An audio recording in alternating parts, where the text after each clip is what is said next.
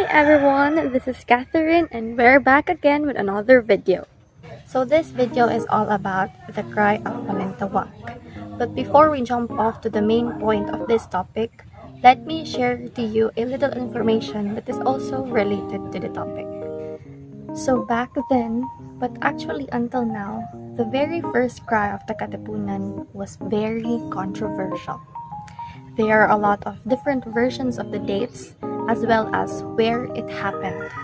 And one of these claims is the cry of Balintawak. I know many of you will be curious about why is it called cry. So cry is just the term that is referred the first clash between the Katipuneros and the Guardia Civil. It is also referred to the tearing of cedula taxes or known as cedula personales in their defiance to their allegiance to Spain. So the first cry was perpetrated by one of the original members of the Katipunan, which is Guillermo Masangkay. Guillermo Masangkay was designated to build the KKK in Cavite.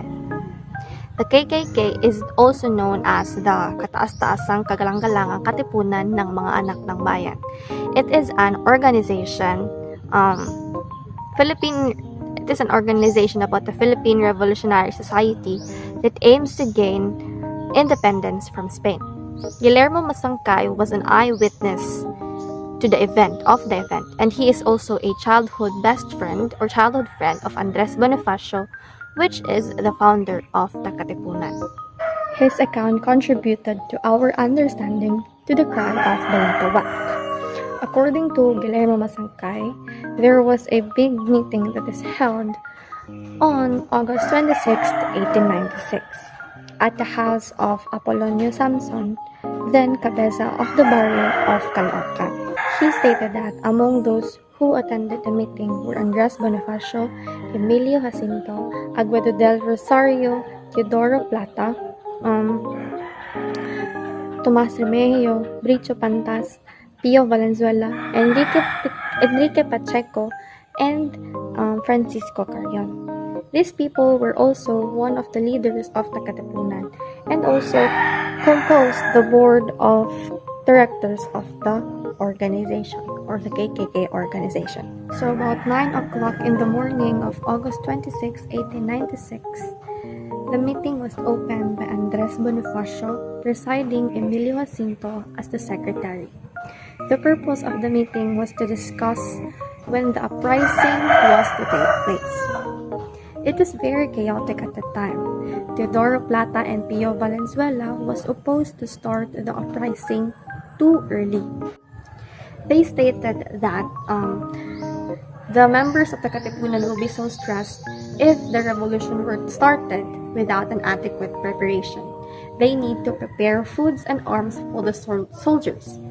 Valenzuela then used Rizal's argument about the rich is not siding with the Katipunan. So at that time, Bonifacio was sensing that he could lose in the argument. So he goes outside and left the session hall and talked to the people who's waiting outside on what is the result of the meeting. So he then told the people that the leaders were arguing against starting the revolution early.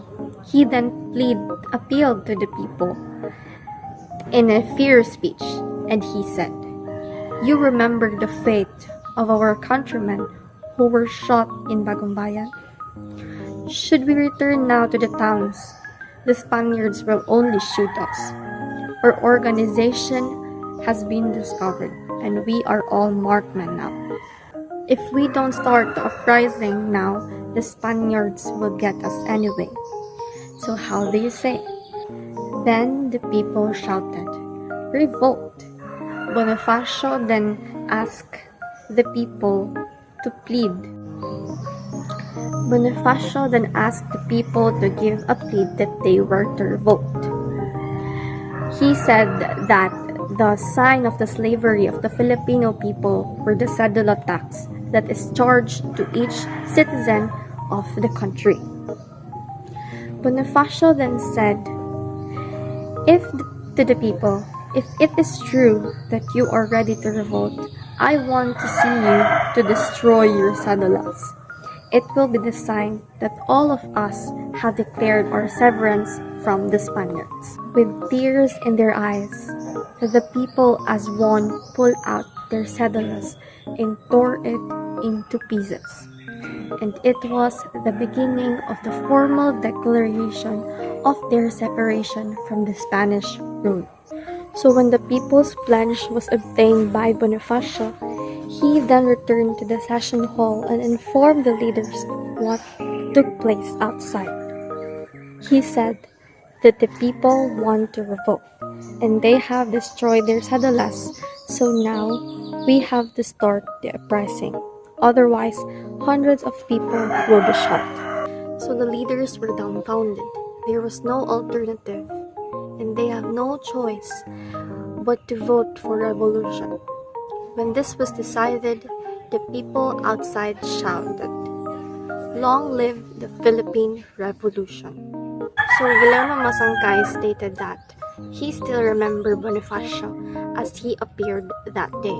Although he is a mere bodeguero or a warehouseman, earning only 25 pesos a month, he was still a cultured man. He always wore an open coat with a black necktie and a black hat, carrying a black umbrella.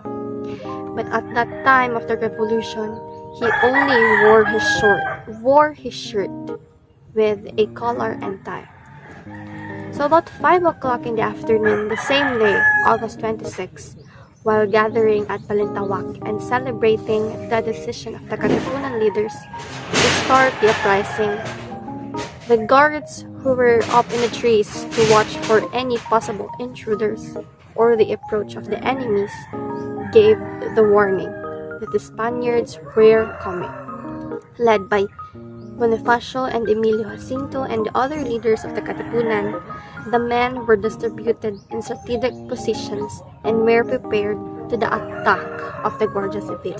Shots were then fired by the Guardia Civil, and that was the beginning of the fire, which later became such a huge conflagration.